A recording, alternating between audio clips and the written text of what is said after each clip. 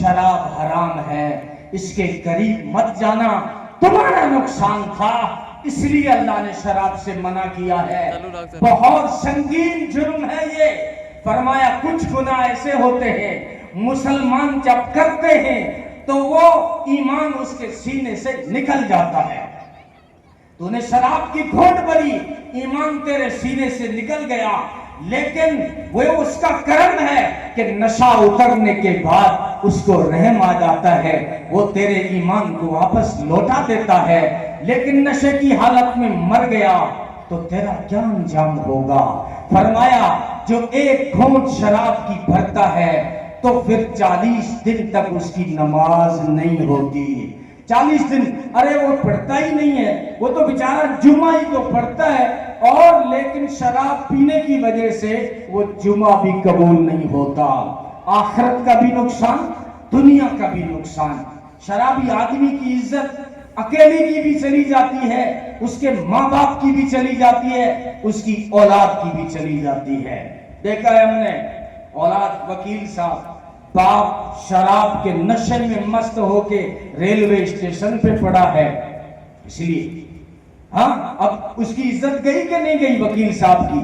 کہ کون ہے وہ جو روڈ کے اوپر نشے کی حالت میں پڑا ہوا، وہ کون ہے؟ کہ وہ وکیل صاحب کو باپ ہے، تو وکیل کی عزت گئی؟ بعد مرتبہ باپ با عزت ہوتا ہے، بڑا اس کا نام ہوتا ہے، لیکن جو ہے بچے جب شراب کے عادی ہوتے ہیں ماں باپ کی عزت بھی چلی جاتی ہے۔ لوگ کہتے ہیں کس کا بیٹا ہے؟ کہ فلانا حاجی صاحب کو ڈنگر ہے، فلانے حاجی صاحب کی بھی عزت گئی۔ اس لیے معاشرے میں اپنی عزت گئی، رشتہ داروں کی عزت گئی، گھر برباد ہوا اور اپنی تجارت برباد ہوئی۔ شرابی آدمی یاد رکھنا کبھی کامیاب نہیں ہو سکتا۔ شرابی آدمی نے اچھا بھائی ہو سکتا ہے، شرابی آدمی نے اچھا شوہر ہو سکتا ہے، شرابی آدمی نے اچھا باپ ہو سکتا ہے، شرابی آدمی نے اچھا ایم ایل اے ہو سکتا ہے، شرابی آدمی نے اچھا پارشد ہو سکتا ہے، شرابی آدمی اچھا انسان ہی نہیں ہو سکتا۔ اچھے انسان کبھی شراب نہیں پیتے۔ یہ صرف مسلمانوں کا مسئلہ نہیں ہے، انسانیت پریشان ہے۔ لٹریچر لکھے جا رہے ہیں، لیکن راتوں رات کتنی گاڑیاں سپلائی ہو رہی ہیں اور ہماری نسلیں برباد ہو رہی ہیں۔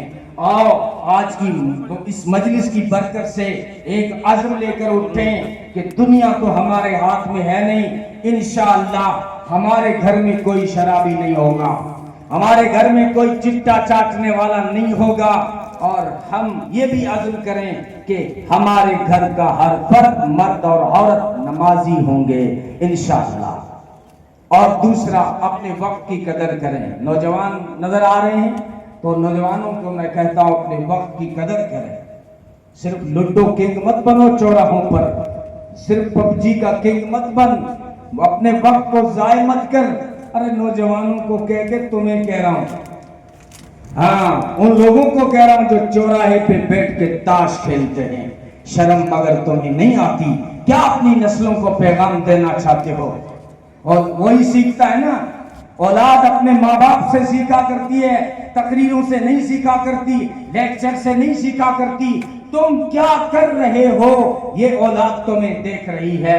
اگر اپنی نسل پہ رحم کھاتے ہوئے یہ تاش وغیرہ بند کرو، اپنی تعلیم پہ دھیان دو، اپنی اکنومی پہ دھیان دو، اپنے اتحاد پہ دھیان دو۔ یہ بات میں ہر جگہ کہتا ہوں، یہاں بھی جاتا ہوں، میں کہتا ہوں اگر آپ چاہتے ہیں کہ ہم مضبوط ہوں، ہمارا علاقہ، ہمارا شہر، ہمارا یہ ضلع یا ہمارا صوبہ اور ہمارا ملک وطن عزیز ہندوستان مضبوط ہو، اس کے لیے کیا کرنا ہوگا؟